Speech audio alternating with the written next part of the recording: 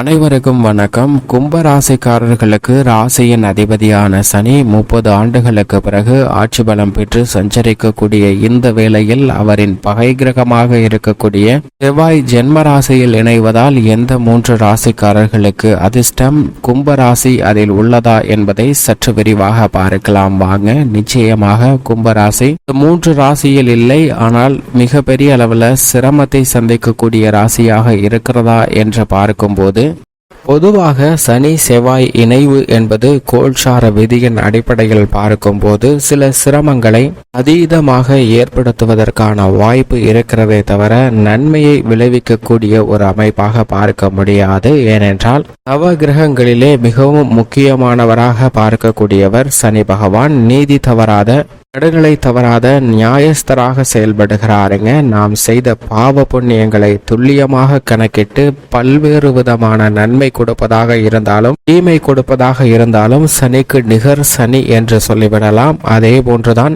மிக வலிமை வாய்ந்தவராக பார்க்கப்படுகிறார். மங்களகாரகன், பூமிக்காரகன் என்று சொல்லக்கூடிய செவ்வாய் என்றால் சுப நிகழ்வுகள் என்றால் செவ்வாயின் ஆதிக்கம் இல்லாமல் நிச்சயமாக நடப்பதற்கான சாத்தியக்கூறுகளே இல்லை என்பதை தெளிவாக உறுதிப்படுத்துகிறாருங்க. அதிலும் திருமணம் போன்ற பல்வேறு நிகழ்வுகள் நடைபெற வேண்டும் என்றால் நிச்சயமாக செவ்வாயின் பங்களிப்பு மிக முக்கியமான ஒன்றாக பார்க்கப்படுகிறது. இது மட்டுமல்லாது புதிதாக அசையும் அசையா சொத்துக்கள் வாங்குவதோ அல்லது வீடு கட்டுவதோ, புதிய வீடு வாங்குவதோ, வீட்டு மனை வாங்குவதோ, நிலம் சம்பந்தப்பட்ட பணிகளும் வீரம் மிக்க பணிகளாக இருப்பக்கூடிய இடங்கள்ல செவ்வாயின் ஆதிக்கம் உண்டுங்க.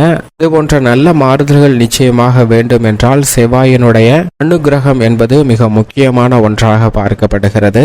எனவேதான் நவ கிரகங்களிலே வலிமை வாய்ந்த சனி மற்றும் செவ்வாயின் அமைப்பு மிகவும் குறிப்பிடத்தக்க ஒன்றாக பார்க்கப்படுகிறது. ஏனென்றால் நவ கிரகங்களிலே குரு, சனி மற்றும் செவ்வாய்க்கு மட்டும்தான் சிறப்பு பார்வை உண்டு என்பது குறிப்பிடத்தக்க ஒன்றாக பார்க்கப்படுகிறது. மேலும் குறிப்பாக குரு பார்க்கின் கோடி நன்மை என்பார்கள். ஆனால் அதே சமயம் சனி மற்றும் செவ்வாயின் பார்வை சேர்ந்து கிடைக்கும் போது சில சமயங்கள்ல அதீத சிரமத்தை சந்திப்பதற்கான ஒரு சூழ்நிலை உருவாகும். அப்படிப்பட்ட இரு கிரகங்களின் பார்வையின் காரணமாகவே பல்வேறு விதமான பாதிப்புகள் ஏற்படும் போது 2 கிரக நிலைகளும் ஒரே இடத்தில் இதிலும் 30 வருடம் கழித்து ஆட்சி பலம் பெற்று சஞ்சரிக்கக்கூடிய சனியுடன் செவ்வாய் இணைவது பல்வேறு விதமான அதிரடியான மாற்றங்களை நிச்சயமாக ஏற்படுத்தி கொடுக்க போகிறது.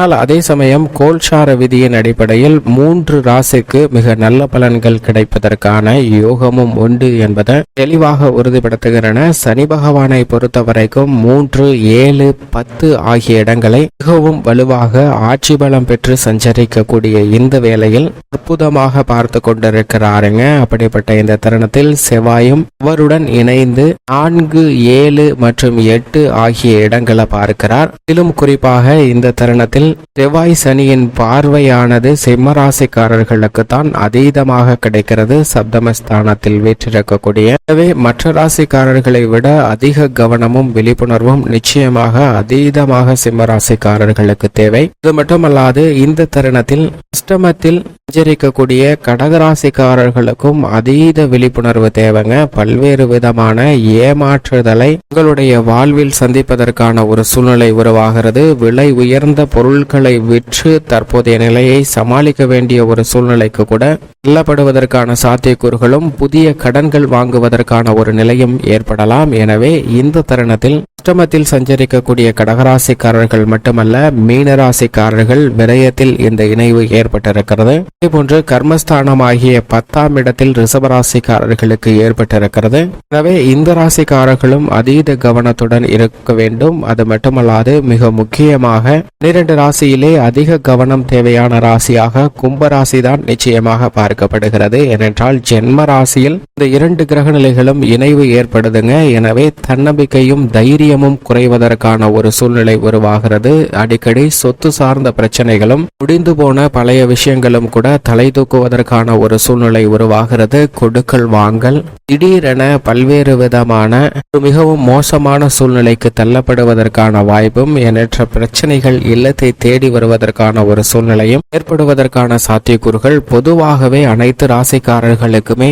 ஏற்படுவதற்கான சாத்தியக்கூறுகள் இந்த சனி மற்றும் செவ்வாயின் அமைப்பு மற்றும் பார்வையின் நோயின் காரணமாக கிடைக்க இருக்கிறது. எனவே சற்று கூடுதல் கவனம் தேவை. பண பற்றாக்குறை உள்ளிட்ட பிரச்சனைகளும் அது மட்டுமல்லாது வில்லங்கம் ரீதியாக சந்திப்பதற்கான வாய்ப்பும், உடன் பிறந்தவர்களால் கோபத்தை அதிகமாக சந்திக்க வேண்டிய ஒரு சூழ்நிலையும் உருவாகலாம். ஆனால் சற்று நல்ல பலன் கிடைக்கக்கூடிய இடமாக பார்க்கப்படுவது நிச்சயமாக 3, 6, 11 ஆகிய இடங்கள். இந்த 2 கிரக நிலைகளுக்குமே கோல்சார விதியின் அடிப்படையில் நிச்சயமாக நல்ல பலன்களை பெற்று தரக்கூடிய இடங்களாக பார்க்கப்படுகிறது. அப்படி பார்க்கும்போது தனுசு, கன்னி மற்றும் மேசராசிக்காரர்களுக்கு இந்த இணைவால் பெரிய அளவிற்கு பாதிப்பு ஏற்படாது. இருந்தாலும் சற்று கூடுதல் கவனமும் விழிப்புணர்வும் மிக முக்கியமாக தேவைப்படுகிறது என்பதை தெளிவாக உறுதிப்படுத்துகின்றன. ஆனால் மற்ற ராசிக்காரர்களை ஒப்பிட்டு பார்க்கும்போது சற்று நல்ல பலன் நிறைந்து கிடைக்கும். அதே போன்றுதான் சுகஸ்தானமாக இருக்கக்கூடிய விருச்சக ராசிக்காரர்களுக்கும் அஷ்டாஷ்டக சனியின் ஆதிக்கம் இருந்தாலும் சனி செவ்வாய் இணைவு காரணமாக சில நன்மைகள் அதீதமாக கிடைப்பதற்கான வாய்ப்பு உண்டு.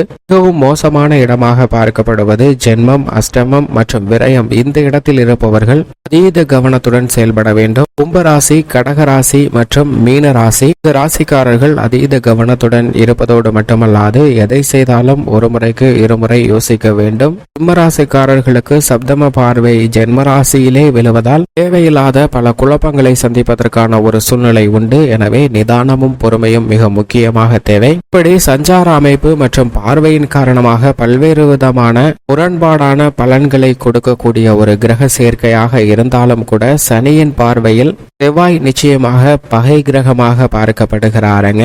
ஆனால் அதே சமயம் செவ்வாயின் பார்வையில் சனி சமகிரகமாக பார்க்கப்படுகிறார். அது மட்டுமல்லாது சனியின் ஆட்சி வீடான மகர ராசிதான் அவருக்கு உச்ச வீடாக இருக்கிறது. உச்ச நிவர்த்தி பெற்று சனியுடன் இணைவதால் சில விஷயங்கள்ல தாக்கம் நிச்சயமாக குறையும். எனவே எதிர்பார்த்தபடி சில பணிகளை செய்வதற்கான வாய்ப்பு நிச்சயமாக உண்டு. இப்படி சனி செவ்வாயின் இணைவு காரணமாக பல்வேறு விதமான மாறுதல்கள் சந்தித்தாலும் உங்களுடைய ராசிக்கு என்ன பலன் என்பதை சற்று விரிவா பார்க்கலாம்.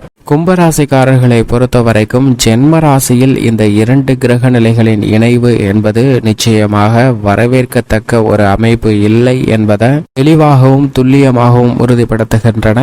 ஏனென்றால் பல கிரக நிலைகள் கும்பராசிக்காரர்களுக்கு சாதகமற்ற ஒரு அமைப்பில் தான் சஞ்சரிக்கின்றன. அதிலும் குறிப்பாக ராசியின் அதிபதி 7.5 சனியின் நடுப்பகுதியாக ஜென்ம ராசியில் அமர்ந்திருக்கும் போது அவருடன் செவ்வாயும் இணைவது பல்வேறு வகையில மனக்குழப்பத்தை அதிகரிப்பதற்கான வாய்ப்பையும் பணப்புழக்கத்தை தடை செய்வதற்கான ஒரு சூழ்நிலையும் உண்டு. நினைத்த காரியங்களை நினைத்த நேரத்தில் செய்து முடிக்க முடியாமல் தடுமாறுவதற்கான ஒரு சூழ்நிலை ஏற்படுவதற்கான சாத்தியக்கூறுகள் உண்டு என்பதை தெளிவாக உறுதிப்படுத்துகிறார். எலும்பு நரம்பு சம்பந்தப்பட்ட பல்வேறு விதமான ஆரோக்கிய தொல்லைகளை சந்திப்பதற்கான ஒரு சூழ்நிலையும் உண்டு. உடன் பிறந்தவர்கள் நண்பர்கள் கூட பகைவர்களாக மாறுவதற்கான சாத்தியக்கூறுகள் உண்டு. எனவே இந்த தருணத்தில் தேவையில்லாத வீண் வாக்குவாதங்களை தவிர்த்திடுங்க. உத்தியோக ரீதியாக பணி சுமை அதிகரிக்கும். எதிர்பார்க்கக்கூடிய சலுகைகள் தாமதமாகுவதற்கான வாய்ப்பும், உங்களது அங்கீகாரத்திற்கு பல வகையில போராட்டத்தை சந்தித்தாலும் உங்களுடைய திறமைக்கு